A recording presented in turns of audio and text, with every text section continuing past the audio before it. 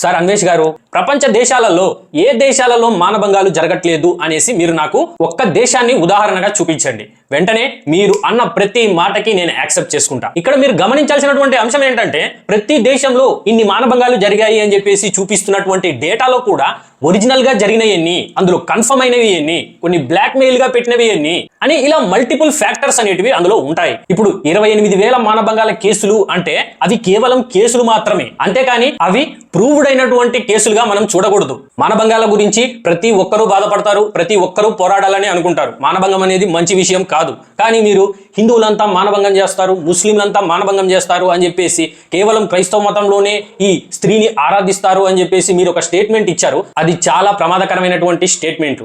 నాకు తెలియక అడుగుతాను, ఫస్ట్ ఆఫ్ ఆల్ మీరు ఫస్ట్ నుంచి ట్రావెలర్ గా పేరు పొందినవారు, 120 దేశాలు తిరిగానన్నారు. 120 దేశాలలో ఆటలాడాను అని చెప్పేసి యువతలో ఒక రోల్ మోడల్ గా తయారయ్యారు. ఇంతవరకు నాకు తెలియని అంశం ఏంటంటే, మీరు ఏం ఆటలు ఆడారు, ఎందులో మీరు ఆటలు ఆడారు, ఆ ఒలింపిక్ ఆట ఏంటిది?